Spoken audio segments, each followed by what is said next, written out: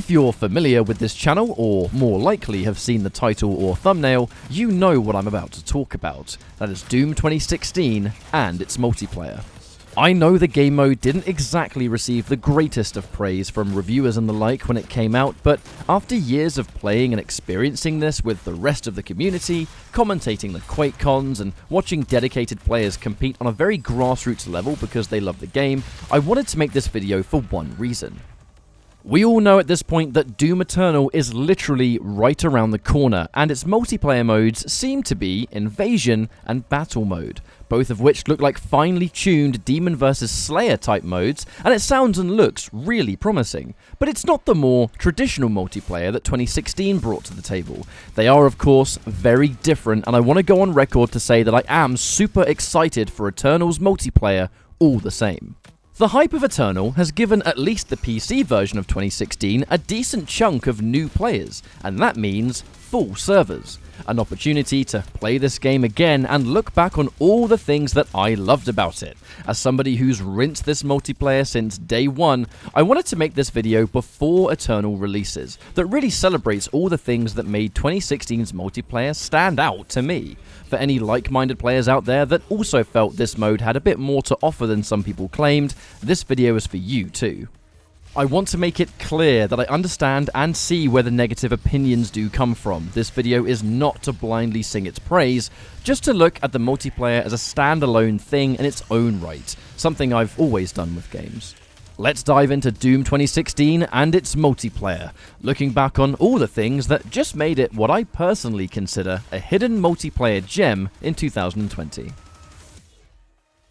The first thing I want to say before we even get remotely stuck in is that the multiplayer is just fun.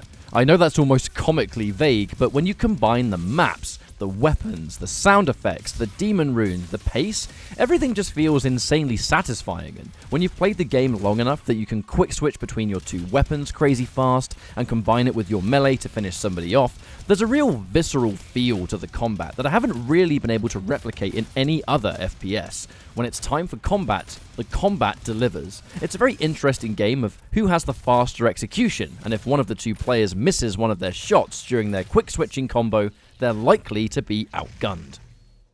Now, I know it's not mechanical or related to the gameplay, but I wanted to touch on customization before I go into other details. There is an immense level of customization for both your own personal Slayer and the weapons you use. I know not everybody out there really cares about this stuff, but I can't get enough of it. Branding myself up and having a Slayer that I love the look of was just really neat to me. Being able to see everybody's custom character in the lobbies and permanently seeing your own weapons in first person just gave that extra little bit of flair that I really love. I've had this exact version of the character for years, and over time, you start to recognize long-term players by their character and not their gamertag. It's a pretty cool experience to visually identify players like that. All in all, the customization is top-notch, lets you personalize everything you use, and for a game you're going to be playing a lot, this stuff is more than welcomed. Next, I want to touch on creativity, which I feel is pretty apparent here, starting with the loadout system. This loadout system does have its pros and cons. Not only Doom, but arena-style FPS is often a genre that celebrates lots of weapons at once, and it's how the player uses each and every one that stands out so much. And the loadout system of 2016 that limits you to 2 weapons and 1 piece of equipment at any given time is understandably something that not everybody was a fan of. There are no weapons on the map besides the power weapon spawn, which isn't very Doom-like. But, like I said at the start of this video, I wanted to look at the game as a standalone thing, and when you do, there are plenty of weapons to choose from, plenty of equipment to choose from, and with the final update this game saw for multiplayer via the 6.66 update introduced the Rune system, which is essentially a constantly running passive effect. This varies from extra armor on spawn, lower equipment cooldown, or a speed boost when you're close to being fragged. You can be really creative with all of these combined and finally tune a loadout that maximizes your fun and general effectiveness with the game. Having multiple loadouts at once with various tools to do specific things, I end up being kind of surprised how often I would want to change one specific part of what I'm using on a map-to-map basis. For example, I often use the Hellshot for its range and a shotgun as a secondary for quick switching into up close. Map dependent, I'll use either a super shotgun for its damage or a combat for the grenade shot and slightly extra reach. For equipment, I really like using the threat pulse for both information fresh off the spawn and setting up angles to get a string of range damage before the other guy even knows I'm there. And this is just one loadout that I use that gives me the exact freedom I want for the weapons I've selected. There are common community loadouts that exist like double shotguns or especially the static rifle and the shotgun, as the static rifle is pretty absurd in the hands of a great player. But my point is, you can put a lot of stuff together in different orders and depending what kind of player you are, get a different experience out of each map. Taking different runes for the job optimized your performance too. Having one or two runes that you love to use, but always making sure to swap to demon tracker if the demon was in play, so you could take out the demon for your teammates. Swapping on the fly keeps you on your toes. Another common point is that movement is pretty slow if you compare it to other arena-style FPS, and this isn't as noticeable as you might think, because most of the maps are extremely close quarters, or have popular close quarter areas. So it's not necessarily about moving from point A to point B fast, but about being able to dodge or outplay opponents, besides just aiming better than they do. Doom is an aggressive game, and the loadout system I mentioned earlier, when optimized, lets you create loadouts that can delete in a 1v1 situation, but you do have some answers to movement within the equipment system once again, taking the thrusters for an immediate burst of speed, or more commonly, the personal teleporter, which is much more instant and can either set you up for a good fight or escape one if need be, but you can do some cool stuff with it as well. In this example, I'm on Empyrean and the power weapon is just about to spawn on the lower levels.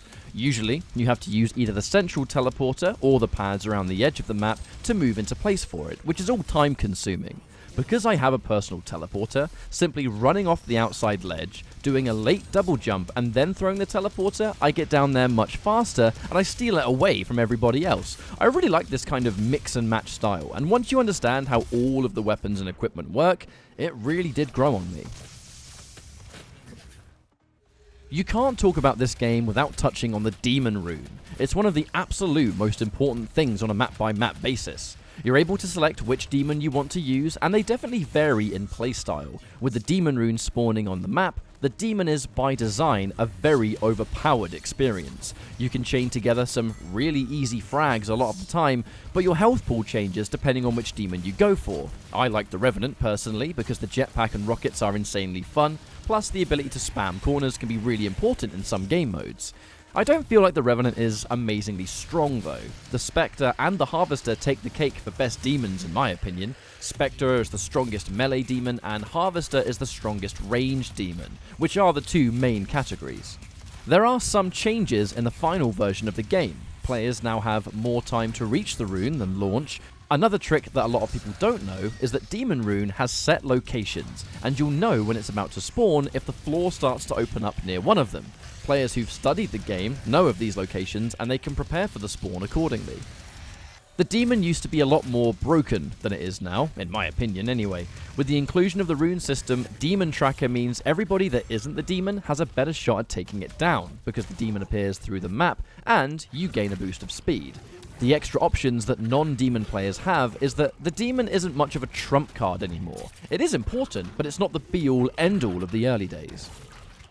I always loved how the demon throws a spanner into what is already the insanity of a standard match. You have to immediately think on your feet if you're not able to get the rune, and stealing the demon off somebody else goes back to that satisfaction of gameplay that I talked about at the start. It just feels immediately badass to 1v1 a demon and take it from them. You can create demon slaying loadouts that you can swap to every time it's in play. Like, not a lot of people actually use the hell shot, but it's so good for taking out demons with demon tracker equipped. That's my hidden tech. Visually, the maps in the multiplayer are absolutely stunning. They often combine lots of colour, with every map kind of having a palette that changes as each map loads in. It's always refreshing to see this much detail in a modern multiplayer FPS. It dawned on me while grabbing screenshots for my YouTube thumbnails where I said to myself, damn, these maps are actually really pretty. I'd honestly never really stopped and looked around until I was searching for camera angles to use for thumbnails. Disposal being a particular favourite of mine, and it feels really good in the frag-based modes. Because the movement isn't as wild as some of the other games in the genre, a lot of the maps have to stick to close quarters and are very up close and personal. This amplifies the importance of a good loadout and fast execution to swap between the weapons that you're using. The maps are visually appealing, sure, but they don't suffer in their gameplay. They fit the meta of this game nicely, and that is what's important. When it comes to modes, I'm the first to admit that I wasn't a fan of every multiplayer mode. DM, TDM, and Soul Harvest are always my personal favourites because it's the combat that I love the most, and these modes get you into the combat the fastest. That's just something I've always preferred in any multiplayer game. I enjoy objectives, but I much prefer the action. You'll find the team mode playlist being more active on PC than TDM, so I found myself having to play more objective-based modes than I often usually would. The thing here is that the extra modes grant extra use to some equipment or weapons that you may not have thought about using. I wasn't much of a personal teleporter guy besides when I'm on specific maps, but some game modes like Domination really benefit from better mobility, especially on the larger maps. In the modes purely about frags, certain weapon combos seem a little too strong, especially with the static rifle, which has excellent range with no setback to its damage, combined with shotguns and melee. In a lobby featuring high-ranked players, Deathmatch tends to feature the same small amount of loadouts, which doesn't tend to be that exciting. Put a static rifle and a shotgun user in Clan Arena, and the point-blank deletion tactics don't work so good when everyone has a max stack and only one life. It just kind of changes everything up a bit, and it encourages multiple loadouts for the most part. What I found playing objective playlists with friends is that there very much is something for everyone. From freeze tag to infernal run to straight up TDM, there will be a mode that gels with you. I just prefer the combat in this game, and that is my personal preference. Power weapons are broke. They're broke as hell. You can insta-kill people, the chainsaw makes you run faster, you can secondary fire to scan the map. It's very obvious that these are designed to be insanely one-sided for the player using it. It's very much a double-edged sword effect, because having a power weapon makes you feel that satisfaction to the next level, because now not even an enemy demon can realistically stop you. But if you're on the receiving end, it's pretty frustrating to just spawn and die until the user runs out of ammo.